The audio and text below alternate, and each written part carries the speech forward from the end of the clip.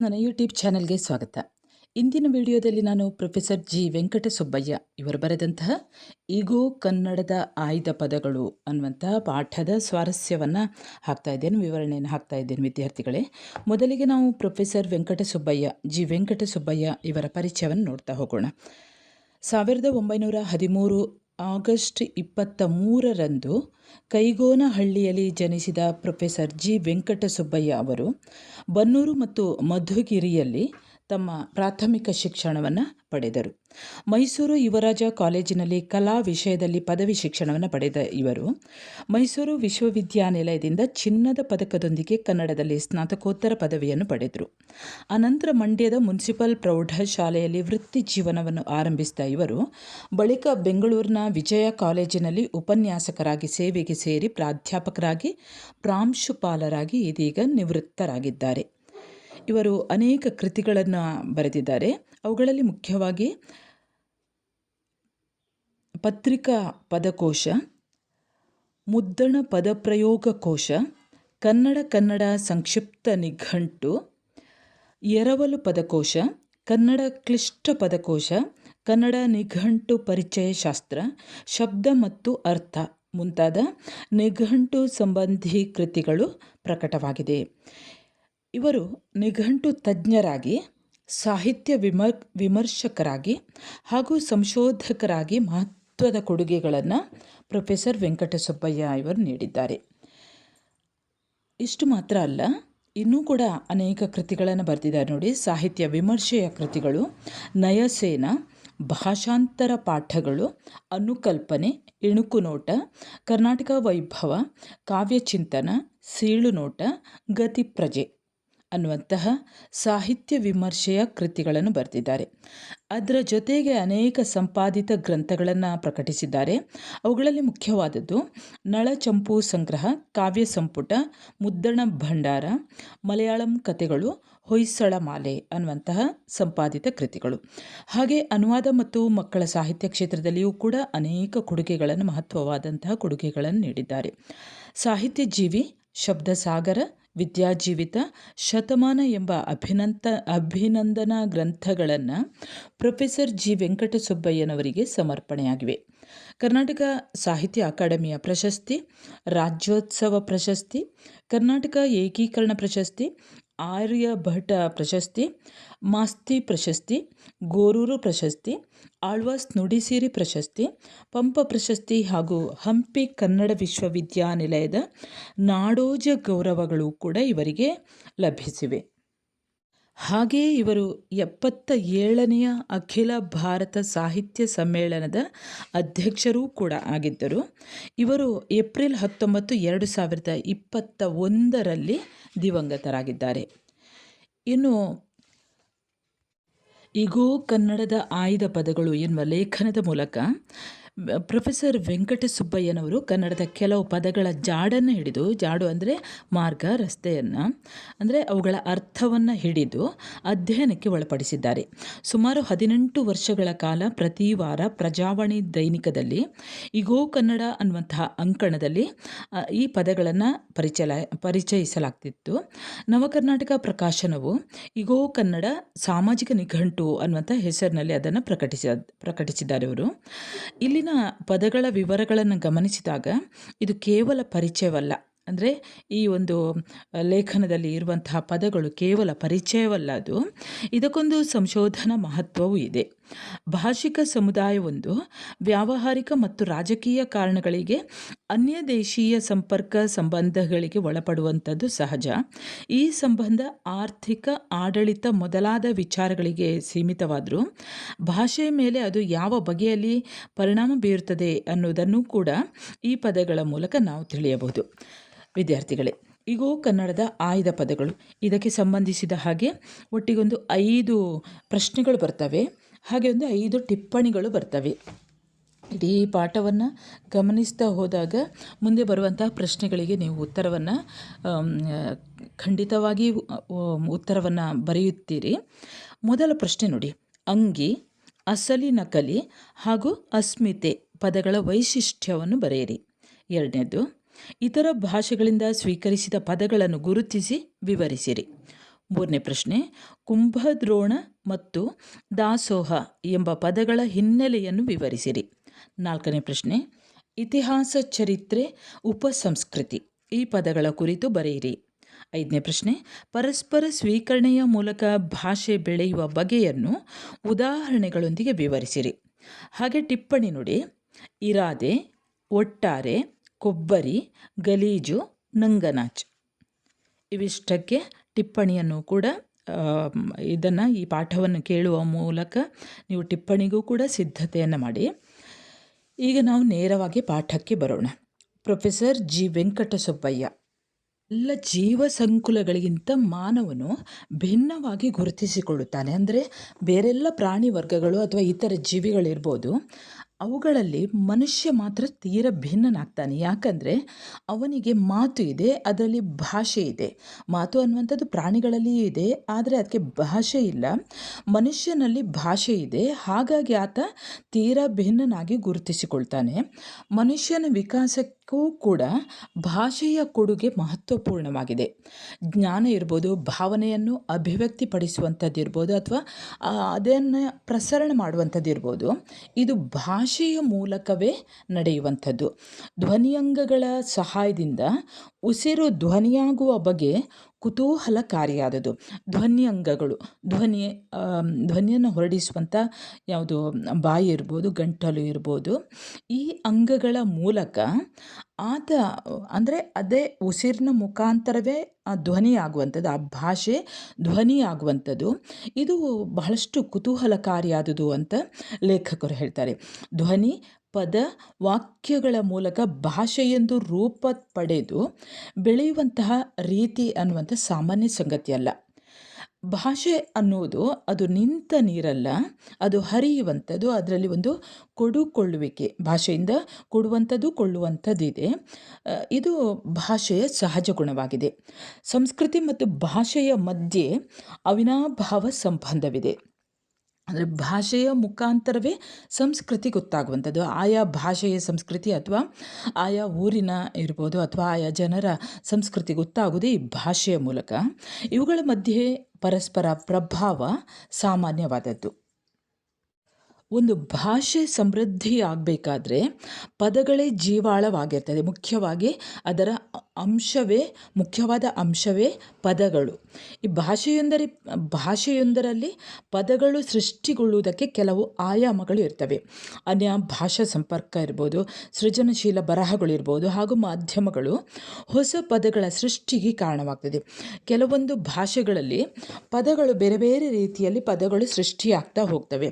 ಪದಗಳು ಸೃಷ್ಟಿಯಾಗುವುದಂದರೆ ಸೃಷ್ಟಿ ಮಾಡುವಂಥದ್ದಲ್ಲ. ಅದು ಹೇಗೆ ಅಂದರೆ ಅನ್ಯ ಭಾಷಾ ಸಂಪರ್ಕದಿಂದ ಅಲ್ಲಿಯ ಭಾಷೆಗಳು ಇನ್ನೊಂದು ಭಾಷೆಗೆ ಬರುವಂಥದ್ದು, ಅಥವಾ ಒಳ್ಳೆಯ ಬರಹಗಳಿಂದ ಇರ್ಬೋದು, ಅಥವಾ ಮಾಧ್ಯಮಗಳ ಮುಖಾಂತರ ಹೊಸ ಹೊಸ ಪದಗಳ ಸೃಷ್ಟಿಗೆ ಕಾರಣವಾಗ್ತದೆ.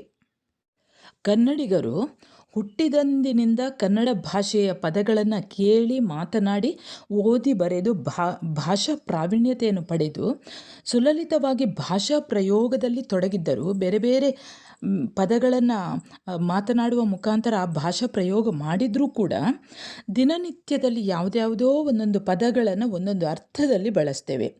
ಅವುಗಳ ಹಿನ್ನೆಲೆ ಏನು, ಅವುಗಳ ವ್ಯುತ್ಪತ್ತಿ ಹೇಗೆ, ಅವುಗಳ ಅರ್ಥವ್ಯಾಪ್ತಿಯ ಕುರಿತು ಯಾರೂ ಕೂಡ ಯೋಚಿಸಿರುವುದಿಲ್ಲ. ಒಟ್ಟು ಮಾತನಾಡ್ತಾ ಹೋಗ್ತೇವೆ. ಅದಕ್ಕಾಗಿ ಲೇಖಕರು ಹೇಳ್ತಾರೆ, ಅಂದರೆ ಜನಸಾಮಾನ್ಯರು ಆ ಭಾಷೆ ಎಲ್ಲಿಂದ ಹೇಗೆ ಬಂತು, ಅದರ ಅರ್ಥವ್ಯಾಪ್ತಿ ಏನು ಅನ್ನುವಂಥದ್ದನ್ನು ತಿಳಿಲಿಕ್ಕೆ ಹೋಗುವುದಿಲ್ಲ. ಅಂದರೆ ಮಾತನಾಡ್ತಾ ಹೋಗ್ತಾರೆ ವಿನಃ ಅದು ಹೇಗೆ ಬಂತು ಅನ್ನುವಂಥ ಕುತೂಹಲ ಇರುವುದಿಲ್ಲ.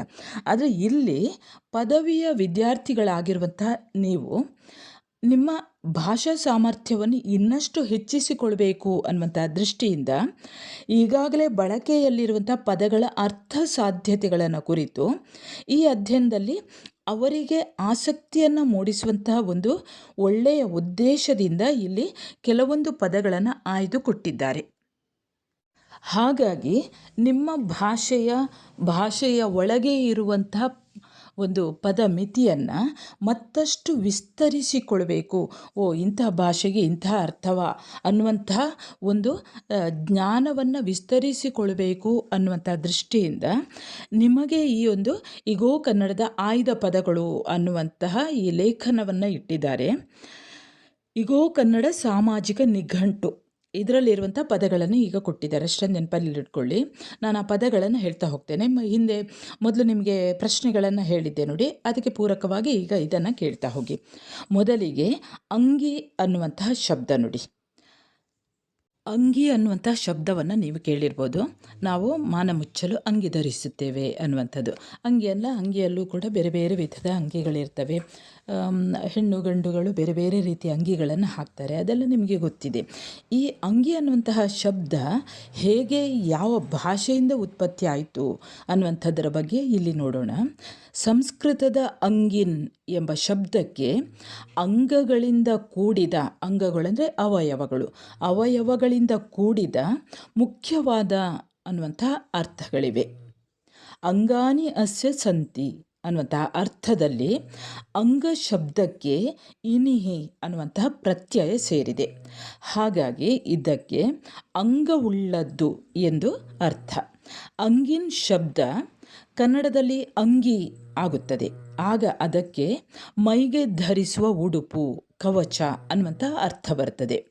ಪುರಂದರದಾಸರ ಒಂದು ಪದ ಇದೆ, ಹರಿಕರುಣವೇ ಅಂಗಿ ಗುರುಕರುಣವೇ ಮುಂಡಾಸು ಅನ್ನುವಂಥದ್ದು. ಹಾಗೆ ಮಕ್ಕಳ ಹಾಡುಗಳಲ್ಲಿ ಒಂದು ಪ್ರಯೋಗವಿದೆ, ಅಂಗಿಯ ತೊಟ್ಟರೆ ರಂಗನ ಸರಿಯೆಂಬೆ ಎಂದು ತಾಯಿ ಮಗುವಿಗೆ ಹೇಳುತ್ತಾಳೆ. ಹಾಗೆ ಇನ್ನೊಂದು ವಿನೋದದ ಗಾದೆಯನ್ನು ಹೇಳ್ತಾರೆ, ಅಂಗಿ ಕೊಟ್ಟು ಭಂಗಿ ಸೇದಿ ಮಂಗನಾದ ಅನ್ನುವಂಥದ್ದು ನೀವು ಕೇಳಿರ್ಬೋದು. ಅಂದರೆ ಭಂಗಿಯ ಮೇಲಿನ ಆಸೆಯಿಂದ ತಾನು ತೊಟ್ಟಂಥ ಅಂಗಿಯನ್ನೇ ಕೊಟ್ಟು, ಅಂದರೆ ಮಾರಿ, ಅದಕ್ಕೆ ಬದಲಾಗಿ ಭಂಗಿಯನ್ನು ಪಡೆದು ಅದನ್ನು ಸೇದುತ್ತಾನಂತೆ. ಆನಂತರ ಅವನು ಬೆತ್ತಲೆ ಓಡಾಡಬೇಕಾಯಿತು. ಅಂದರೆ ಆ ಒಂದು ಭಂಗಿಗಾಗಿ, ಒಂದು ಕ್ಷಣದ ಸುಖಕ್ಕಾಗಿ ತನ್ನ ಮರ್ಯಾದೆಯನ್ನು ಕಾಪಾಡಬೇಕಾಗಿದ್ದಂತಹ ಅಂಗಿಯನ್ನು ಮಾರಿಬಿಡ್ತಾನೆ ಅವನು. ಆನಂತರ ಅವನಿಗೆ ಅರಿವಾಗ್ತದೆ, ಹಾಗಾಗಿ ಅವನು ಬೆತ್ತಲೆಯಾಗಿ ಓಡಾಡಬೇಕಾಯಿತು. ಜನರ ಒಂದು ನಿಂದೆಯ ಮಾತುಗಳನ್ನು ತಮಾಷೆಗೆ ಅವನು ಒಂದು ವಸ್ತು ಆಗ್ತಾನೆ. ಹಾಗಾಗಿ ಅವನು ಮಂಗನಲ್ಲದೆ ಬೇರೇನು ಹೇಳಿ. ಅಂಗಿ ಎಂಬುದು ಬೇರೆ ಬೇರೆ ಶಬ್ದಗಳ ಒಡನೆ ಸೇರಬಹುದು. ಆಗ ಬಗಲಂಗಿ, ನಿಲುವಂಗಿ, ದೊಡ್ಡಂಗಿ, ಗಿಡ್ಡಂಗಿ ಅನ್ನುವಂಥ ಶಬ್ದಗಳಾಗುತ್ತವೆ. ಮರಗಳಲ್ಲಿ ಒಂದು ಬಗೆಯ ಮರಕ್ಕೆ ಅಂಗಿ ಅನ್ನುವಂಥ ಹೆಸರಿದೆ ಅಂತೆ. ನಂದಿ ಮಹಾತ್ಮೆ ಅನ್ನುವಂಥ ಪುಸ್ತಕದಲ್ಲಿ ತುಂಗಿಯಂ ಅಂಗಿಯಂ ಪೊರಲಿಯಂ ಕಾಡೆಸೆದುದು ಅನ್ನುವಂಥ ಪ್ರಯೋಗವಿದೆ. ಇವಿಷ್ಟು ಅಂಗಿ ಅನ್ನುವಂಥ ಟಿಪ್ಪಣಿ ಏನಾದರೂ ಬಂದರೆ ಇದನ್ನು ಬರೆಯಿರಿ. ಇನ್ನು ಮುಂದೆ ಅಸಲಿ ನಕಲಿ, ಇವು ಎರಡು ಅರಬ್ಬಿ ಶಬ್ದಗಳು. ಅರಬ್ಬಿಯಲ್ಲಿ ಅಸಲ್ ಎಂದರೆ ಮೂಲವಾದದ್ದು, ಸರಿಯಾದದ್ದು, ಸತ್ಯವಾದುದು ಅಂತ ಅರ್ಥ. ನಕ್ಲ್ ಎಂದರೆ ಮೊದಲಿಗೆ ಪ್ರತಿಯಾದದ್ದು, ಮೂಲವಲ್ಲದ್ದು, ಅಸತ್ಯವಾದುದು. ಕನ್ನಡದಲ್ಲಿಯೂ ಇದೇ ಅರ್ಥದಲ್ಲಿ ಉಪಯೋಗವಾಗ್ತಾ ಇದೆ. ಒರಿಜಿನಲ್ ಆ್ಯಂಡ್ ಫೇಕ್ ಅಥವಾ ಜೆನ್ಯೂನ್ ಆ್ಯಂಡ್ ಫೇಕ್ ಅನ್ನುವಂತಹ ಇಂಗ್ಲಿಷ್ ಶಬ್ದಗಳಿಗೆ ಸಮಾನವಾದ ಅರ್ಥವನ್ನು ಈ ಅಸಲಿ ನಕಲಿ ಅನ್ನುವಂಥದ್ದು ನೀಡ್ತದೆ. ಇದು ವಸ್ತು ಆಗ್ಬೋದು, ವ್ಯಕ್ತಿ ಆಗ್ಬೋದು, ಔಷಧಿ ಆಗ್ಬೋದು.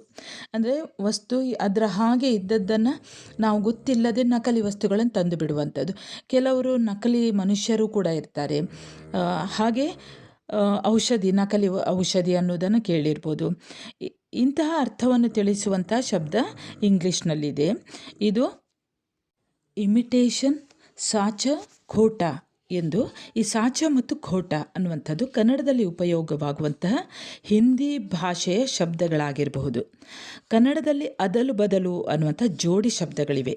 ಈ ಜೊತೆ ಹಿಂದಿಯ ಅದಲಿ ಬದಲಿ ಶಬ್ದದ ಕನ್ನಡ ರೂಪ. ಅದಲಿ ಎಂದರೆ ನ್ಯಾಯವಾದದ್ದು, ಬದಲಿ ಎಂದರೆ ಬೇರೆಯಾದದ್ದು. ಕನ್ನಡದಲ್ಲಿ ಇದನ್ನೇ ಅದಲ ಬದಲ ಅಂತ, ಅದಲು ಬದಲು ಅನ್ನುವಂಥ ಶಬ್ದವಾಗಿ ಉಪಯೋಗಿಸ್ತಾರೆ. ಅದಲ್ ಬದಲ್ ಎಂಬುದು ಮರಾಠಿಯಲ್ಲಿ ಕೂಡ ಅದಲ್ ಬದಲ್ ಅನ್ನುವಂಥ ಶಬ್ದ ಇದೆ.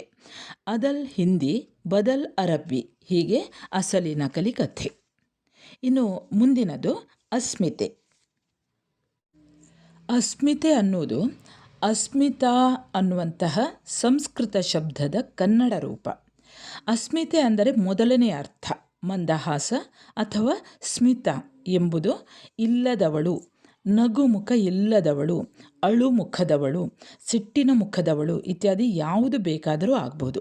ಆದರೆ ಈ ಅರ್ಥದಲ್ಲಿ ಇವನ್ನು ಯಾರಾದರೂ ಉಪಯೋಗಿಸಿದ್ದರೆ ಅನ್ನೋದನ್ನು ಕಾಣಲಿಲ್ಲ ಅನ್ನೋದನ್ನು ಲೇಖಕರು ಹೇಳ್ತಾರೆ. ಇದಕ್ಕೊಂದು ಕಾರಣವಿದೆ ಅಂತೆ. ತತ್ವಶಾಸ್ತ್ರದಲ್ಲಿ ಅಸ್ಮಿತೆ ಎಂಬ ಶಬ್ದಕ್ಕೆ ನಾನು, ನನ್ನದು ಎಂಬ ಅಭಿಮಾನ, ಅಹಂಕಾರ ಅನ್ನುವಂಥ ಅರ್ಥವೂ ಇದೆ. ಯೋಗಶಾಸ್ತ್ರದಲ್ಲಿ ಸಾಧನೆಗೆ 5 ಬಗೆಯ ಕ್ಲೇಶಗಳಿವೆ ಅನ್ನುತ್ತಾರೆ. ಅವುಗಳಲ್ಲಿ ಅವಿದ್ಯೆ, ಅಸ್ಮಿತೆ, ರಾಗ, ದ್ವೇಷ ಮತ್ತು ಅಭಿನಿವೇಶ. ಅನಿತ್ಯವನ್ನು ನಿತ್ಯವೆಂದು ತಿಳಿಯುವುದು ಅವಿದ್ಯೆ, ಅಹಂಕಾರವೇ ಅಸ್ಮಿತೆ, ಆಶೆಯೇ ರಾಗ, ಜಿಹಾಸೆಯೇ ದ್ವೇಷ, ಜರಾಮರಣ ಮುಂತಾದವು ಅಭಿನಿವೇಶಗಳು. ಹೀಗೆ ತತ್ವಶಾಸ್ತ್ರದಲ್ಲಿ ಪ್ರಾಧಾನ್ಯವುಳ್ಳ ಶಬ್ದ ಅಸ್ಮಿತೆ. ಆದ್ದರಿಂದ ಅದು ಸಾಮಾನ್ಯವಾಗಿ ಜನರ ಮಾತಿನಲ್ಲಿ ಕಾಣಬರುವುದಿಲ್ಲ. ಅಂದರೆ ಮಾತನಾಡುವಾಗ ಅಸ್ಮಿತೆ ಅನ್ನುವಂಥ ಶಬ್ದವನ್ನು ಬಳಕೆ ಮಾಡುವುದು ತೀರಾ ಕಡಿಮೆ. ಅಹಂಕಾರದ ಅತಿಶಯವನ್ನು ಕುರಿತು ವಿವರಿಸುವಾಗ ಅಸ್ಮಿತೆಯನ್ನು ಭಾಷಣಕಾರರು ಪ್ರಯೋಗಿಸ್ತಾರೆ. ಕೆಲವು ಸಂದರ್ಭಗಳಲ್ಲಿ ನಾನು ಅನ್ನುವಂಥ ಅಭಿಮಾನವು ಜೀವನದಲ್ಲಿ ಪ್ರಧಾನವಾಗಿ ಬಿಡುತ್ತದೆ. ವಿಷಯ ಇತಿಹಾಸ, ಚರಿತ್ರೆ. ಇತಿಹಾಸ ಅಂದರೆ ಪುರಾತನ ಕಥೆಯನ್ನು ಹೇಳುವಂಥ ಭಾರತ, ರಾಮಾಯಣ ಮೊದಲಾದ ಗ್ರಂಥಗಳು. ಪೂರ್ವಕಥೆ, ಪುರಾಣ, ಹಿಂದಿನ ಚರಿತ್ರೆ. ಅಂದರೆ ಹೀಗೆ ಇತ್ತು ಇತಿಹಾಸವನ್ನು ಬಿಡಿಸುವಂಥದ್ದು ಹೀಗೆ.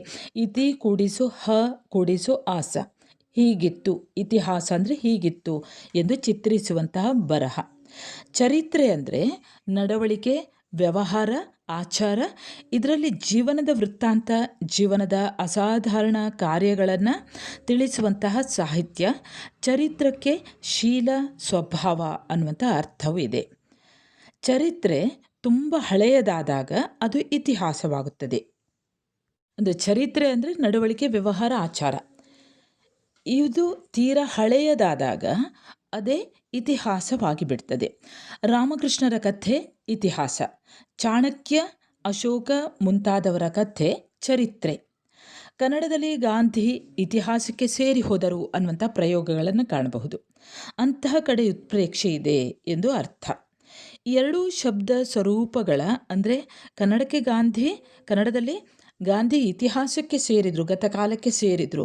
ಅಂದರೆ ಇಲ್ಲಿ ಮುಖ್ಯವಾದದ್ದು ಏನೋ ಒಂದು ಉತ್ಪ್ರೇಕ್ಷೆ ಪ್ರಧಾನವಾದದ್ದು ಇದೆ ಅನ್ನುವಂಥದ್ದು. ಅಂದರೆ ಗಾಂಧಿ ಅಂದರೆ ನಿಮಗೆಲ್ಲ ಕಥೆ ಗೊತ್ತಿದೆ, ಹಾಗಾಗಿ ಇತಿಹಾಸಕ್ಕೆ ಸೇರಿದರು ಅನ್ನುವಂಥ ಶಬ್ದ ಬಳಕೆಯಲ್ಲಿದೆ.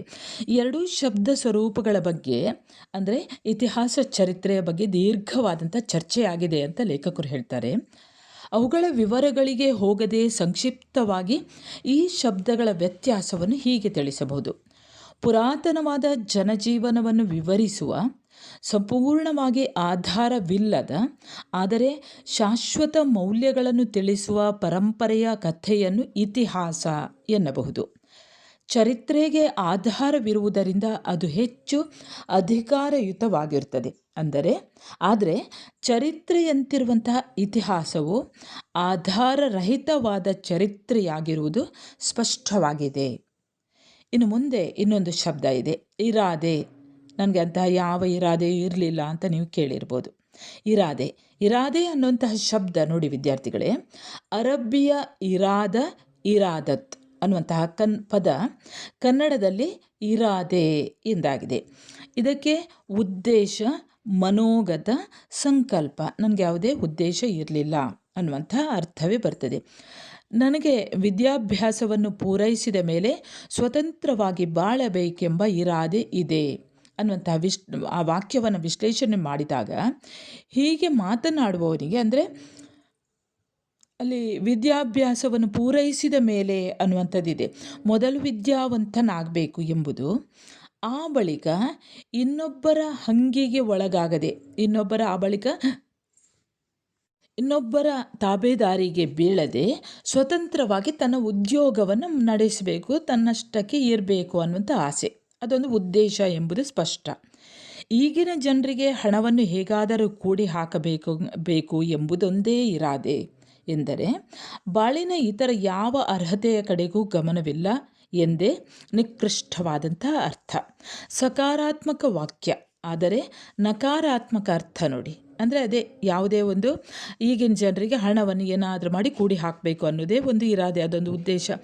ಬೇರೆ ಯಾವ ಅರ್ಹತೆಯೂ ಇಲ್ಲ ಅವರಿಗೆ, ಬೇರೆ ಯಾವ ಅರ್ಹತೆಯ ಕಡೆಗೂ ಅವರ ಗಮನವಿಲ್ಲ ಅನ್ನುವಂಥದ್ದು ಒಂದು ಅರ್ಥ ಬರ್ತದೆ. ಅಂದರೆ ನಕಾರಾತ್ಮಕ ಅರ್ಥವೇ ಅಲ್ಲಿ ಬರ್ತದೆ ಅನ್ನುವಂಥದ್ದನ್ನು ಇಲ್ಲಿ ಹೇಳ್ತಾರೆ. ಮುಂದೆ ನಾವೀಗ ನೋಡಬೇಕಾದದ್ದು ಉಪಸಂಸ್ಕೃತಿ. ಉಪಸಂಸ್ಕೃತಿ ಅನ್ನುವಂಥದ್ದು ಬಹಳಷ್ಟು ಅರ್ಥವುಳ್ಳ, ಬಹಳಷ್ಟು ವಿಶಾಲವಾದಂತಹ ಅರ್ಥವುಳ್ಳ ಶಬ್ದ.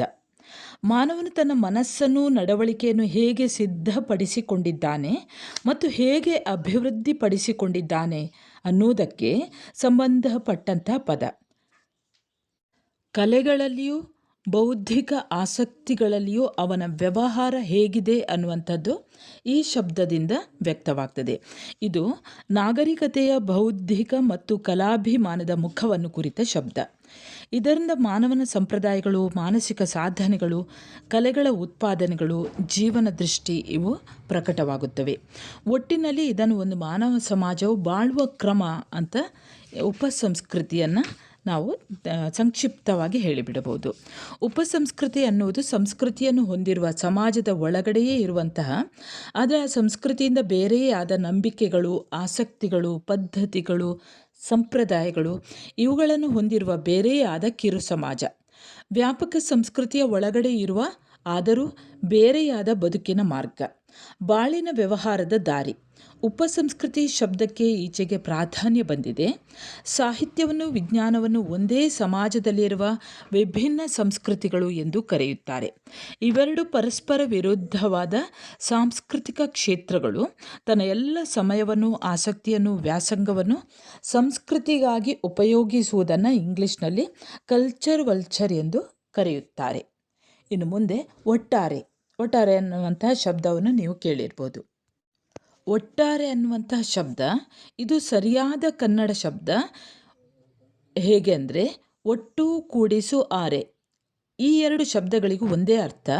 ಒಟ್ಟು ಅಂದರೆ ರಾಶಿ ಹಾಕುವುದು ಮತ್ತು ರಾಶಿ ಹಾಕಿದ್ದು ಅನ್ನೋದೇ ನಾಮಪದ, ಕ್ರಿಯಾಪದ ಎರಡೂ ಕೂಡ ಆಗ್ತದೆ. ಒಟ್ಲು ಅನ್ನುವಂತಹ ರೂಪ ಕೂಡ ಪ್ರಯೋಗದಲ್ಲಿದೆ. ಒಟ್ಟಾದದ್ದು, ಅದರ ಜೊತೆಗೆ ತೆಲುಗಿನ ಪ್ರಭಾವ ಬಂದು ಆರ್ ಎಂಬ ಒಂದು ಕ್ರಿಯಾಪದವಿದೆ. ಅದಕ್ಕೆ ಅನೇಕ ಅರ್ಥಗಳಿವೆ. ತುಂಬು ಎಂಬುದು ಒಂದು ಅರ್ಥ. ಕಿವಿಯಾರ ಕೇಳು, ಕಿವಿ ತುಂಬುವಂತೆ ಕೇಳು, ರ ಅನ್ನೋದಕ್ಕೆ ಆರ್ ಅನ್ನುವಂಥ ಶಬ್ದ. ಕಿವಿಯಾರ ಕೇಳು, ಕಣ್ಣಾರೆ ನೋಡು, ಕಣ್ತುಂಬ ನೋಡು. ಹೀಗೆ ಆರ್ ಅರೆ ಎಂಬುದು ಅವ್ಯಯವಾಗಿಯೂ ಉಪಯೋಗವಾಗಬಹುದು. ತಾನೇ ಕೈಯಾರ ಕೊಂದಳು ಅನ್ನುವಂಥ ಒಂದು ವಾಕ್ಯವನ್ನು ನೋಡಿ. ಅದರಿಂದ ಒಟ್ಟಾರೆ, ಒಟ್ಟು ಸೇರಿ, ಎಲ್ಲವೂ ಸೇರಿ ಅನ್ನುವಂಥ ಅರ್ಥ ಬರ್ತದೆ. ಒಟ್ಟಾರೆ. ಆದರೆ ಒಟ್ಟಾರೆ ಎಂಬ ರೂಪದ ಪ್ರಯೋಗ ಕಡಿಮೆ. ಅಂದರೆ ಒಟ್ಟಾರ ಅಂತ ಹೇಳುವುದಿಲ್ಲ, ಒಟ್ಟಾರೆ ಅಂತಲೇ ಹೇಳೋದು. ಆಡು ಮಾತಿನಲ್ಲಿ ಕೆಲವು ಕಡೆ ಒಟ್ಟಾರ ಅನ್ನುವಂತಹ ಶಬ್ದದ ಬಳಕೆ ಇದೆ, ಆದರೆ ಹೆಚ್ಚಾಗಿ ಹೇಳುವಂಥದ್ದು ಒಟ್ಟಾರೆ. ಕುಂಭದ್ರೋಣ ಮಳೆ ಅಂತ ನೀವು ಕೇಳಿರ್ಬೋದು. ಈ ಕುಂಭದ್ರೋಣ ಅಂದರೆ ಏನು ಅನ್ನೋದನ್ನು ನೋಡೋಣ. ಇದೊಂದು ಸಂಸ್ಕೃತ ಸಮಾಸ ಶಬ್ದ, ದ್ವಂದ್ವ ಸಮಾಸ. ಎರಡು ನಾಮಪದಗಳು ಸೇರಿ ಆಗಿರುವಂಥ ಸಮಾಸ ಶಬ್ದ. ಕುಂಭ ಅಂದರೆ ಮಡಕೆ ಅಥವಾ ಆಕಾರದ ಒಂದು ಪಾತ್ರೆ. ದ್ರೋಣ ಎಂದರೆ ದೋಣಿಯಾಕಾರದ ಪಾತ್ರೆ. ಅಂದರೆ ದ್ರೋಣಾಚಾರ್ಯರು ಆ ಶಬ್ದ ಅಲ್ಲ. ದ್ರೋಣ ಅಂದರೆ ದೋಣಿಯಾಕಾರದ ಪಾತ್ರೆ. ದೊನ್ನೆ, ಇದಕ್ಕೆ ಮಡಕೆ ದೋಣಿ ಅಂತ ಕನ್ನಡ ಶಬ್ದವನ್ನು ಯಾರೂ ಕೂಡ ಮಡಕೆ ದೋಣಿ ಅಂತ ಹೇಳುವುದಿಲ್ಲ. ಈ ಶಬ್ದವನ್ನು ಯಾರೂ ನಿರ್ಮಾಣ ಮಾಡಿಲ್ಲ. ಮಾಡಿದರೆ ಅದಕ್ಕೆ ಅರ್ಥವೂ ಇಲ್ಲ. ಅಂದರೆ ಮಡಕೆ ದೋಣಿ ಆಕಾರದ ಪಾತ್ರೆ ಅನ್ನುವಂಥದ್ದು ಇರ್ಬೋದು. ಇದನ್ನು ಮಡಕೆ ದೊನ್ನೆ ಅಂದರೆ ಮಡಕೆ ದೋಣಿ ಅಂತ ಶಬ್ದ ಹೇಳ್ತಾರೆ. ಆದರೆ ಇದನ್ನು ಪ್ರಯೋಗ ಮಾಡ್ತಾ ಇಲ್ಲ. ಸಂಸ್ಕೃತದಲ್ಲಿಯೂ ಕೂಡ ಅಷ್ಟೇ. ಈ ಕುಂಭದ್ರೋಣ ಅಂದರೆ ಸಾಧಾರಣವಾಗಿ ಮಳೆಗೆ ಸಂಬಂಧವಿಲ್ಲದ ಕುಂಭದ್ರೋಣ ವರ್ಷ, ಕುಂಭದ್ರೋಣದಂಥ ಮಳೆ ಎಂದು ಉಪಯೋಗಿಸ್ತಾರೆ. ನಿಜವಾಗಿ ಸಾಮಾನ್ಯವಾಗಿ ಮಳೆ ಸುರಿಯುವುದು ಧಾರಾಕಾರವಾಗಿ, ಧಾರೆಯಾಗಿ. ಆದರೆ ಕುಂಭದ್ರೋಣ ಮಳೆ ಅಂದರೆ ಮಡಕೆಯಲ್ಲಿ ತುಂಬಿರುವ ನೀರನ್ನು ಅಥವಾ ದೋಣಿಯಾಕಾರದ ಪಾತ್ರೆಯಲ್ಲಿ ತುಂಬಿರುವ ನೀರನ್ನು ಯಾರಾದರೂ ಆಕಾಶಕ್ಕೆ ಕೆಳಗೆ ಸುರಿದರೆ, ಆಕಾಶದಿಂದ ಕೆಳಗೆ ಸುರಿದರೆ ಅದು ಹೇಗೆ ಬೀಳುತ್ತದೆಯೋ ಅಂದರೆ ಹಾಗೆ ಅಷ್ಟೇ ದಪ್ಪ ಆಕಾರದಲ್ಲಿ ಮಳೆ ಸುರಿಯುತ್ತಿದೆ ಎಂದೇ ಅರ್ಥ. ಅದಕ್ಕೆ ಕುಂಭದ್ರೋಣ ಮಳೆ ಅಂತ ಹೇಳ್ತಾರೆ. ಅಂದರೆ ಅಷ್ಟು ದಪ್ಪ ದಪ್ಪನಾಗಿ ಸುರಿಯುವಂತಹ ಧಾರಾಕಾರವಾಗಿ ಸುರಿಯುವಂತಹ ಮಳೆಗೆ ಕುಂಭದ್ರೋಣ ಮಳೆ. ಇದು ಕೇವಲ ಒಂದು ಉತ್ಪ್ರೇಕ್ಷೆ ಹೋಲಿಸಿ ಹೇಳುವಂಥದ್ದಷ್ಟೇ. ತುಂಬ ಬಿರುಸಿನಿಂದ ಬರುವ ಮಳೆ ಅದು.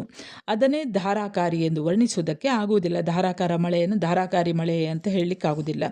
ಆದ್ದರಿಂದ ಮಡಕೆಗಳಿಂದ ಅಥವಾ ಪಾತ್ರೆಗಳಿಂದ ತುಂಬಿ ಸುರಿಯುವಂತೆ ಎಂದು ಹೇಳುವಂಥ ಸಮಾಸ ಶಬ್ದ ಅದು.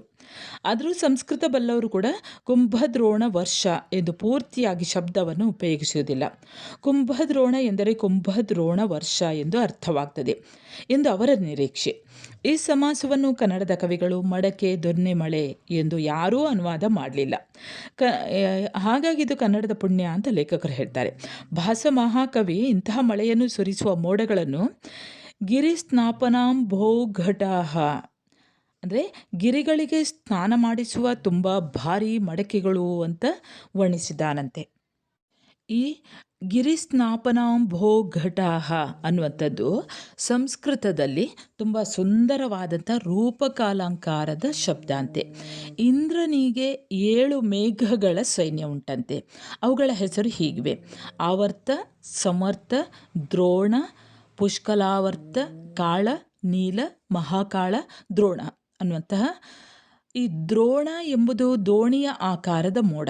ಅದನ್ನು ಮಗುಚಿದರೆ ಬೀಳುವಂತಹ ಮಳೆ ಇದು.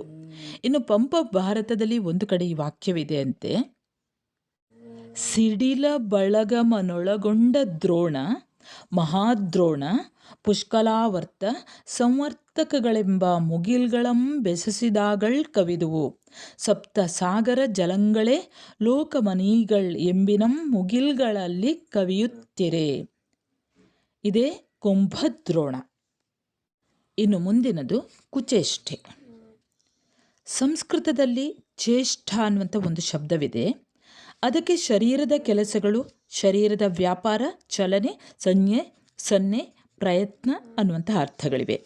ಮಾತಿನಿಂದ, ಕೈಬಾಯಿಗಳ ಚಲನೆಯಿಂದ, ಅನೇಕ ದೈಹಿಕ ಸೂಚನೆಗಳಿಂದ ಅಭಿಪ್ರಾಯಗಳನ್ನು ಸೂಚಿಸುವಂಥದ್ದು ಇವೇ ಚೇಷ್ಟೆ ಅನ್ನುತ್ತಾರೆ. ಕನ್ನಡದಲ್ಲಿ ಬಾ ಎನ್ನಬೇಕಾದ್ರೆ ನಿಮ್ಗೆ ಗೊತ್ತಿದೆ, ಕೈಯನ್ನು ಎತ್ತಿ ಬೆರಳುಗಳನ್ನು ಚಲಿಸಿ ಸೂಚನೆ ಕೊಡುವುದು. ಹಾಗೆ ಚೇಷ್ಟೆ ಅನ್ನುವುದು ಕುಚೇಷ್ಟೆ ಅಂತ ಕೇಳಿರ್ಬೋದು. ಕು ಎನ್ನುವುದು ದೂಷಣೆಯನ್ನು ಸೂಚಿಸುವಂಥ ಶಬ್ದ. ಕುಚೇಷ್ಟೆ, ಕು ಕುಡಿಸು ಚೇಷ್ಟೆ, ಕುಚೇಷ್ಟೆ. ಇತರರನ್ನು ಕೆಣಕಿ ಏಟು ತಿನ್ನುವಂಥದ್ದೇ ಚೇಷ್ಟೆ. ಎಲ್ಲರೂ ಕೂಡ ಪ್ರಯತ್ನ ಪಡಬಹುದು. ಅಂದರೆ ಕುಚೇಷ್ಟೆ ಮಾಡಲಿಕ್ಕಲ್ಲ, ಕುಚೇಷ್ಟೆ ಅನ್ನುವಂತಹ ಶಬ್ದ ಅಥವಾ ಚೇಷ್ಟೆ ಅನ್ನುವಂತಹ ಕುಚೇಷ್ಟೆ ಅನ್ನುವಂತಹ ಶಬ್ದ. ಕು ಅಂದರೆ ದೂಷಣೆ ಅನ್ನುವಂಥದ್ದು ಇದೆ. ಕುಚೇಷ್ಟೆ ಅನ್ನುವಂಥ ಶಬ್ದ ನಿಮ್ಮ ಟಿಪ್ಪಣಿಗೆ ಬಂದರೆ ಇವಿಷ್ಟನ್ನು ಪಠ್ಯಪುಸ್ತಕದಲ್ಲಿ ಹೇಗುಂಟು ಹಾಗೆ ಹೇಳಿದ್ದೇನೆ. ಅಷ್ಟನ್ನು ಬರೆದ್ರೆ ಉತ್ತಮವಾದಂಥ ಅಂಕಗಳನ್ನು ಗಳಿಸ್ತೀರಿ. ಇನ್ನು ಮುಂದೆ ಕೊಬ್ಬರಿ ಅನ್ನುವಂಥದ್ದು ಕೂಡ ಕನ್ನಡದ ಶಬ್ದ. ಇದು ಅನೇಕ ಭಾಷೆಗಳಲ್ಲಿ ಪ್ರಯೋಗದಲ್ಲಿದೆ. ಇಂಗ್ಲೀಷಿನ ಆಕ್ಸ್ಫರ್ಡ್ ನಿಘಂಟಿನಲ್ಲಿ ಕೋಪ್ರಾ ಅನ್ನುವಂಥ ಶಬ್ದವನ್ನು ಉಲ್ಲೇಖಿಸಿ ಇದು ಮಲಯಾಳಂನ ಕೊಪ್ಪರ ಅನ್ನುವಂಥ ಶಬ್ದದಿಂದ ಬಂದಿದೆ ಎಂದು ಹೇಳಿ ಪೋರ್ಚುಗೀಸ್ ಮತ್ತು ಸ್ಪ್ಯಾನಿಷ್ ಭಾಷೆಗಳಲ್ಲಿ ಇದೆ ಎಂದು ಸೂಚಿಸ್ತಾರೆ. ಪ್ರಪಂಚದ ಅನೇಕ ಭಾಷೆಗಳಲ್ಲಿರುವ ಈ ಶಬ್ದ ದ್ರಾವಿಡದ ಎಲ್ಲ ಮುಖ್ಯ ಭಾಷೆಗಳಲ್ಲಿ ಕಂಡುಬರುತ್ತದೆ. ದ್ರಾವಿಡ ಭಾಷೆಗಳು ಯಾವುದಂತ ನಿಮಗೆ ಗೊತ್ತಿದೆ. ತಮಿಳು, ತೆಲುಗು, ತುಳು, ಕನ್ನಡ ಇವೆಲ್ಲವೂ ಕೂಡ ಮೂಲ ದ್ರಾವಿಡ ಭಾಷೆಗಳು. ಅದರಲ್ಲಿ ಈ ಕೊಬ್ಬರಿ ಅನ್ನುವಂಥ ಶಬ್ದ ಎಲ್ಲ ಮುಖ್ಯ ಭಾಷೆಗಳಲ್ಲಿ ಬರ್ತದೆ. ಆದರೆ ಇದರ ಮೂಲ ಯಾವುದು ಅನ್ನುವಂಥದ್ದು ಅನಿಶ್ಚಿತ. ಆಂಧ್ರದ ನಿಘಂಟುಗಳಲ್ಲಿ ಕೊಬ್ಬೆರ ಎಂಬುದನ್ನು ಸಂಸ್ಕೃತದ ಖರ್ಪರ ಅಂದರೆ ಇಲ್ಲಿ ತಲೆಬುರುಡೆ ಅನ್ನುವಂಥ ಶಬ್ದದಿಂದ ವ್ಯುತ್ಪತ್ತಿ ಮಾಡ್ತಾರೆ. ಇದು ಒಂದು ಆಶ್ಚರ್ಯಕರವಾದಂಥ ವ್ಯುತ್ಪತ್ತಿ. ಅಂದರೆ ಶ್ರೀ ಸೂರ್ಯರಾಯಾಂಧ್ರ ನಿಘಂಟವು ಎನ್ನುವ ಪ್ರಸಿದ್ಧ ನಿಘಂಟಿನಲ್ಲಿ ಈ ಕುರಿತು ಯಾವ ವ್ಯುತ್ಪತ್ತಿಯನ್ನು ಕೂಡ ನೀಡಲಿಲ್ಲ ಅಂತೆ. ನಾರಿಕೇಳಮು ಎಂದು ಕೊಬ್ಬೆರ ಕಾಯಲೋನಿ ಭೋಜ್ಯ ಪದಾರ್ಥಮುಂ ಪೇಷಮುಂ ಎಂದು ಮಾತ್ರ ಹೇಳಲಾಗಿದೆ. ಅಂದರೆ ಇಷ್ಟೇ. ಕೊಬ್ಬರಿ ಅನ್ನುವಂಥದ್ದು ಮೂಲ ಕನ್ನಡದ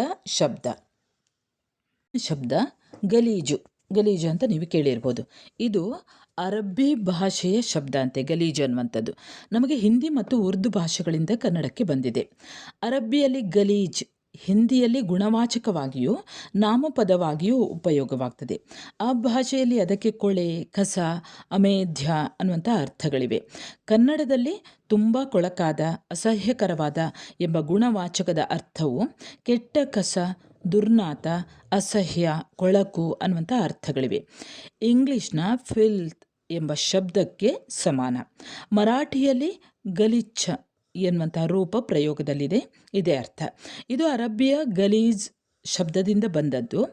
ಆ ಭಾಷೆಯಲ್ಲಿ ಆ ಶಬ್ದಕ್ಕೆ ಒಂದು ಕಸ ಕಡ್ಡಿ, ಎರಡನೇದು ಮಲ ಅಮೇಧ್ಯ ಅನ್ನುವಂಥ ಎರಡು ಅರ್ಥಗಳಿವೆ. ಒಂದನೇದು ಕಸಕಡ್ಡಿ ಅನ್ನುವಂತಹ ಪದವು ಗಲೀಜ್ ಅನ್ನೋದಕ್ಕೆ ಬರ್ತದೆ. ಹಾಗೆ ಮಲ ಅಮೇಧ್ಯ ಅನ್ನುವಂತಹ ಶಬ್ದಗಳು ಕೂಡ ಇವೆ. ಕನ್ನಡಕ್ಕೆ ಇದು ಹಿಂದಿಯ ಮೂಲಕ ಬಂದಿದೆ. ಕನ್ನಡದಲ್ಲಿ ಇದಕ್ಕೆ ಮುಖ್ಯವಾದ ಅರ್ಥವೇ ಮಲ. ಇತರ ವಿಷಯಗಳನ್ನು, ಕೊಳಕನ್ನು, ಅವುಗಳ ಅಸಹ್ಯತೆಯನ್ನು ತಿಳಿಸಲು ಗಲೀಜು ಶಬ್ದವನ್ನು ಉಪಯೋಗಿಸ್ತಾರೆ. ಇದೇನು, ಮನೆಯೆಲ್ಲ ಗಲೀಜಾಗಿದೆ ಎಂದರೆ ತುಂಬ ಕೊಳಕಾಗಿದೆ ಅನ್ನುವಂಥ ಅರ್ಥ. ಮನೆಯೆಲ್ಲ ಸಂಡಾಸಾಗಿದೆ ಎಂದು ಅರ್ಥವಲ್ಲ. ಗಲೀಜು ಅದರಲ್ಲಿ ಮಲ ಅಮೇಧ್ಯ ಅಂತ ಇದೆ ನೋಡಿ, ಅದಲ್ಲ ಅರ್ಥ. ಇಲ್ಲಿ ಬರುವಂಥದ್ದು ಗಲೀಜಾಗಿದೆ ಅಂದರೆ ಕೊಳಕಾಗಿದೆ ಅನ್ನುವಂಥದ್ದು. ಕೆಲವು ವೇಳೆ ಮನುಷ್ಯರನ್ನು ವರ್ಣಿಸುವಾಗ ಕೂಡ ಅವನ ಬಟ್ಟೆ ಬರೆಗಳನ್ನು, ಕೊನೆಗೆ ಅವನ ಮನಸ್ಸನ್ನು ಕೂಡ ಗಲೀಜು ಅಂತ ಹೇಳ್ತಾರೆ. ಅವನ ಮನಸ್ಸು ಮಾತ್ರ ಗಲೀಜು ಅಂತ, ಅಥವಾ ಅವನ ಬಟ್ಟೆ ಬರೆ ಎಷ್ಟು ಗಲೀಜಾಗಿದೆ ಅನ್ನುವಂಥದ್ದು ಇರ್ತದೆ ನೋಡಿ. ಆಗ ಕೂಡ ನಾವು ತುಂಬ ಕೊಳಕು ಅನ್ನುವಂಥ ಅರ್ಥ ಅಂತಲೇ ತಿಳಿಯಬೇಕು. ಇನ್ನು ಕೆಲವು ಮನೆತನಗಳಲ್ಲಿ ಈ ಶಬ್ದಗಳನ್ನು ಬಳಸುವುದೇ ಇಲ್ಲ ಅಂತೆ, ಉಪಯೋಗಿಸೋದೇ ಇಲ್ಲ. ತುಂಬ ಕೊಳಕ ಅಂತ ಹೇಳಿಬಿಟ್ರೆ ಅದರ ಅರ್ಥವನ್ನು ಮತ್ತಾವ ಶಬ್ದವು ವಿವರಿಸಲಾರದು. ತುಂಬ ಗಲೀಜಿದ್ದಾನೆ ಅಂತ ಹೇಳುವುದಕ್ಕಿಂತ ತುಂಬ ಕೊಳಕ ಇದ್ದಾನೆ ಅಂತ ತುಂಬ ಕೊಳಕ ಅಂತ ಹೇಳಿದ್ರಾಯಿತು. ಹೀಗೆ ಮನೆತನದ ಆಚಾರ ವಿಚಾರದ ಮಾತುಕತೆಗಳ ಮೇಲೆ ಅವಲಂಬಿಸಿರುವಂಥ ಶಬ್ದ ಪ್ರಯೋಗಗಳು ಇವೆ. ಅಂದರೆ ಕೊಳಕ ಅಂತ ಹೇಳುವಂಥದ್ದು. ಇನ್ನು ನಂಗನಾಚ ಅಂತ ಕೇಳಿದ್ದಿರ್ಬೋದು ನೀವು. ಇದು ಕನ್ನಡದ ಶಬ್ದ ಅಲ್ಲ, ಇದು ಹಿಂದಿ ಭಾಷೆಯ ಶಬ್ದ. ಸಂಸ್ಕೃತದಲ್ಲಿ ಹೊಸದಾಗಿ ಸೃಷ್ಟಿ ಮಾಡಿದ ನಗ್ನ ನೃತ್ಯಕ್ಕೆ ನಂಗನಾಚ ಅಂತ ಹೇಳ್ತಾರೆ. ಈ ನಗ್ನ ನೃತ್ಯ ಅನ್ನುವಂಥ ಶಬ್ದದ ತದ್ಭವ. ನಗ್ನ ನಂಗ, ನಾಟ್ಯ ನಾಚ್, ಹೇಗೆ ಬೇಕಾದರೂ ವಿಭಾಗ ಮಾಡಿ ಇದನ್ನು ವ್ಯುತ್ಪತ್ತಿ ಮಾಡ್ಬೋದು. ಸಂಸ್ಕೃತದಲ್ಲಿ ನಗ್ನ ನೃತ್ಯ ಅಥವಾ ನಗ್ನ ನಾಟ್ಯ ಅನ್ನುವಂಥ ಶಬ್ದ ಇಲ್ಲ. ಆದರೆ ಇಂಗ್ಲೀಷ್ನಲ್ಲಿ ಇರುವ ಸ್ಟ್ರಿಪ್ಟೀಸ್ ಎನ್ನುವಂತಹ ಶಬ್ದಕ್ಕೆ ಸಮಾನವಾಗಿರುವಂತೆ ಮಾಡಿಕೊಂಡಂಥ ಶಬ್ದ. ಹಿಂದಿಯಿಂದ ನೇರವಾಗಿ ಕನ್ನಡಕ್ಕೆ ಆಮದು ಮಾಡಿಕೊಂಡಿರುವಂಥ ಶಬ್ದ. ಅಂದರೆ ನೇರವಾಗಿ ಕನ್ನಡಕ್ಕೆ ಬೇರೆ ಯಾವುದೇ ವ್ಯತ್ಯಾಸವಾಗದೆ ನೇರವಾಗಿ ಬಂದಿರುವಂಥದ್ದು. ನಾವಿದನ್ನು ನಗ್ನನಾಟ್ಯ ಅಥವಾ ನಗ್ನ ನೃತ್ಯ ಎಂದು ಕನ್ನಡದಲ್ಲಿಯೇ ಅನುವಾದ ಮಾಡಿಕೊಂಡಿರುವಾಗ ಹಿಂದಿಯಿಂದ ಆಮದು ಮಾಡಬೇಕಾಗಿಲ್ಲ. ಆದರೆ ನಮ್ಮ ಪತ್ರಿಕಾ ಪ್ರಪಂಚದಲ್ಲಿ ಕನ್ನಡಕ್ಕಿಂತ ಹೆಚ್ಚಾಗಿ ಹಿಂದಿಯನ್ನು ಕಲಿತ ಜನರೇ ವೃತ್ತಿನಿರತರಾಗಿರ್ತಾರೆ. ಅಂದರೆ ಮೀಡಿಯಾ ಇದರಲ್ಲೆಲ್ಲ ಹೆಚ್ಚಾಗಿ ಕನ್ನಡದವರಿಗಿಂತ ಹಿಂದಿಯವರೇ ಇರ್ತಾರೆ. ಅವರು ಸುತ್ತಾಡುವುದು ಹಿಂದಿ ಭಾಷೆ ಪ್ರಚಾರದಲ್ಲಿ ಇರುವ ಜನ ಸಮುದಾಯದಲ್ಲಿ. ಅಲ್ಲಿ ನಂಗನಾಚ್ ಪ್ರಚಾರದಲ್ಲಿರುವಂಥ ಶಬ್ದ. ಅದನ್ನು ಒಂದೆರಡು ಸಲ ತಲೆ ಕೆಳಗಾದ ವಿರಾಮ ಚಿಹ್ನೆಗಳಲ್ಲಿ ನಂಗನಾಚ್ ಎಂದು ಮುದ್ರಿಸಿ ಬಳಸಿ ಆ ವಿಶ್ರಾಮ ಚಿಹ್ನೆಗಳನ್ನು ತೆಗೆದು ಹಾಕಿದರೆ ಅದು ಕನ್ನಡವಾಯಿತು ಎಂಬುದು ಅವರ ಅಭಿಪ್ರಾಯ. ಹೀಗೆ ಕನ್ನಡಕ್ಕೆ ನಂಗನಾಚ್ ಆಮದಾಗಿ ಬಿಡುತ್ತದೆ, ನಗ್ನ ನೃತ್ಯ ಮಾಯವಾಗಿ ಬಿಡುತ್ತದೆ. ಅಂದರೆ ಕನ್ನಡದಲ್ಲಿ ಇರುವಂಥದ್ದು ನಗ್ನ ನೃತ್ಯ, ಆದರೆ ಹಿಂದಿಯಿಂದ ಬಂದದ್ದು ನಂಗನಾಚ್ ಅನ್ನುವಂಥದ್ದು. ಆದರೆ ಇದೇ ಈಗ ಕನ್ನಡಕ್ಕೆ ಬಂದು ಬಿಟ್ಟಿದೆ. ಈ ನಂಗನಾಚಿಗೆ ಪ್ರಚಾರಗಳು ಹೆಚ್ಚಾಗಿ ಅದೇ ಜನಪ್ರಿಯವಾಗಿ ಬಿಡ್ತದೆ. ಶಬ್ದಕ್ಕೆ ಅರ್ಥ ಹೀಗಿದೆ ಅಂತ ಹೇಳ್ತಾರೆ: a form of entertainment in which a performer gradually undresses to music in a sexually exciting way. ಇದು ನಂಗನಾಚ್ ಅನ್ನುವಂಥ ಶಬ್ದದ ಕಥೆ, ನಿಮಗೆಲ್ಲ ಗೊತ್ತಿದೆ. ಮುಂದೆ ದಾಸೋಹ ಅನ್ನುವಂಥ ಶಬ್ದವನ್ನು ನೋಡ್ತಾ ಹೋಗೋಣ. ದಾಸೋಹ ಅನ್ನುವಂಥದ್ದು ಸಂಸ್ಕೃತದ ದಾಸೋಹಂ ಎಂಬ ವಾಕ್ಯದ ಕನ್ನಡ ರೂಪ. ದಾಸೋಹಂ ಅಂದರೆ ನಾನು ದಾಸ, ಅಂದರೆ ದೇವರ ದಾಸ ಅನ್ನುವಂಥದ್ದೇ ದಾಸೋಹಂ. ಇದು ವೀರಶೈವ ಮತದಲ್ಲಿ ಒಂದು ಪಾರಿಭಾಷಿಕ ಶಬ್ದವಾಗಿ ಬಳಕೆಯಲ್ಲಿದೆ. ವ್ಯಕ್ತಿಯು ತನ್ನ ಅಹಂಕಾರವನ್ನು ನಾಶ ಮಾಡಿಕೊಂಡು ತನ್ನ ಎಲ್ಲ ತನು ಮನ ಧನಾದಿಗಳೂ ಕೂಡ ಗುರುಲಿಂಗ ಜಂಗಮಗಳಿಗೆ ಮಾಡುವ ಸೇವೆಗೆ ಅರ್ಪಿತ ಎಂಬ ಭಾವನೆ. ಆ ಭಾವನೆಯಿಂದ ಮಾಡುವ ಸೇವೆಗೂ ದಾಸೋಹ ಅನ್ನುವಂಥ ಹೆಸರೇ ಅನ್ವಯಿಸ್ತದೆ. ಸೇವಾ ದೃಷ್ಟಿಯಿಂದ ಜಂಗಮರಿಗೆ ಮನಸ್ಸು ತೃಪ್ತಿಯಾಗುವಂತೆ ಮಾಡುವ ಅನ್ನ ಸಂತರ್ಪಣೆಗೂ ಕೂಡ ದಾಸೋಹ ಅನ್ನುವಂಥ ಶಬ್ದ ಅನ್ವಯವಾಗುತ್ತದೆ. ದಾಸೋಹಂ ಭಾವವೇ ಕಿಂಕರ ಭಾವ. ಕಿಂಕರ ಅಂದರೆ ಸೇವಕ ಅನ್ನುವಂಥದ್ದು. ದಾಸೋಹತನ ಅಂದರೆ ಕಿಂಕರ ವೃತ್ತಿ ವ್ಯವಹಾರ. ಈ ಬಗೆಯ ತಿಳುವಳಿಕೆ ಉಳ್ಳವನು ದಾಸೋಹಿ. ಈ ಶಬ್ದಕ್ಕೆ ಮೂಲ ಸಂಸ್ಕೃತದ ಒಂದು ವಾಕ್ಯ ದಾಸಃ ಅಹಂ, ನಾನು ದಾಸನಾಗಿದ್ದೇನೆ. ಕನ್ನಡದಲ್ಲಿ ಈ ವಾಕ್ಯವು ಒಂದು ಪಾರಿಭಾಷಿಕ ಶಬ್ದವಾಗಿ ಪ್ರಯೋಗವಾಗುತ್ತಾ ಇದೆ. ಇದಕ್ಕೆ ಕನ್ನಡದಲ್ಲಿ ಬರುವ ಅರ್ಥಗಳು ಹೀಗೆ. ಒಂದನೆಯದು, ನಾನು ದಾಸ ಎನ್ನುವಂಥ ಭಾವನೆ. ಪೂತಿನ ಅವರ ಗಣೇಶ ದರ್ಶನದ ವಾಕ್ಯವನ್ನು ನೋಡಬೇಕು ಹೇಳ್ತಾರೆ. ಅಲ್ಲಿ ಸಂಕಟವೇ ಇಲ್ಲದವಗೆ ವೆಂಕಟನು ಬೇಕೆ, ಸಂತೋಷವುಳ್ಳವಗೆ ದಾಸೋಹ ಬೇಕೆ ಅನ್ನುವಂಥ ಪದ. ಹಾಗೆ ಈಗ ಎರಡನೇದು ಜಂಗಮ ಭೋಜನ ಅನ್ನುವಂಥದ್ದು. ಪುಣ್ಯವನ್ನು ಗಳಿಸುವುದಕ್ಕಾಗಿ ಜಂಗಮರಿಗೆ ವೀರಶೈವರು ಮಾಡುವ ಊಟದ ಏರ್ಪಾಡು. ಇದನ್ನು ದಾಸೋಹ ಅಂತ ಹೇಳ್ತಾರೆ. ತನ್ನ ಗದ್ದೆಯಲ್ಲಿ ಬೆಳೆದ ಧಾನ್ಯವನ್ನು ಅವನು ಮಠದ ದಾಸೋಹಕ್ಕೆ ದಾನ ಮಾಡುತ್ತಾನೆ ಅನ್ನುವಂಥ ವಾಕ್ಯವನ್ನು ನೋಡಬೇಕು. ಇನ್ನು ಮೂರನೇದು, ವೀರಶೈವರು ಸೇವಾಭಾವದಿಂದ ಮಾಡುವ ಗುರುಲಿಂಗ ಜಂಗಮ ಶುಶ್ರೂಷೆ. ಈ ಪದವು ದಾಸೋಹ ಅನ್ನುವಂಥ ರೂಪದಲ್ಲಿಯೂ ಕೂಡ ಪ್ರಚಾರದಲ್ಲಿದೆ. ಈ ಸೇವಾ ಮನೋಭಾವದಿಂದ ಏನು ಪ್ರಯೋಜನ ಅನ್ನುವುದನ್ನು ಕೂಡ ಈ ಒಂದು ವಚನ ಹೇಳ್ತದೆ.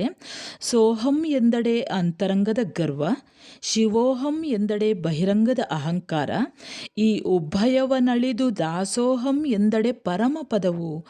ಅಂದರೆ ಇದು ಅಖಂಡೇಶ್ವರ ವಚನದಲ್ಲಿ ಬರ್ತದೆ. ಇದೇ ವಚನಕಾರರು ಶಿವನಿಗೆ ಪ್ರಾರ್ಥನೆಯನ್ನು ಸಲ್ಲಿಸಿದ್ದಾನೆ. ಅಂದರೆ ದಾಸೋಹಂ ಭಾವವನ್ನೇ ಕರುಣಿಸಿ ಬದುಕಿಸಯ್ಯ.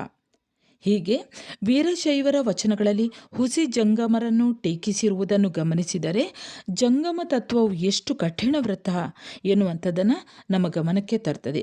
ಹಾಗೆ ಸ್ಥಾವರಕ್ಕೆ ಅಳಿವುಂಟು ಜಂಗಮಕ್ಕೆ ಅಳಿವಿಲ್ಲ ಎನ್ನುವಂಥ ವಚನದ ಅರ್ಥವೂ ಕೂಡ ಇಲ್ಲಿ ಬರ್ತದೆ. ಇಲ್ಲಿಗೆ ಈಗೋ ಕನ್ನಡದ ಆಯ್ದ ಪದಗಳು ಪ್ರೊಫೆಸರ್ ಜಿ ವೆಂಕಟಸುಬ್ಬಯ್ಯ ಅವರು ಬರೆದ ಲೇಖನ ಈಗೋ ಕನ್ನಡದ ಆಯ್ದ ಪದಗಳು ಮುಕ್ತಾಯವಾಗಿದೆ.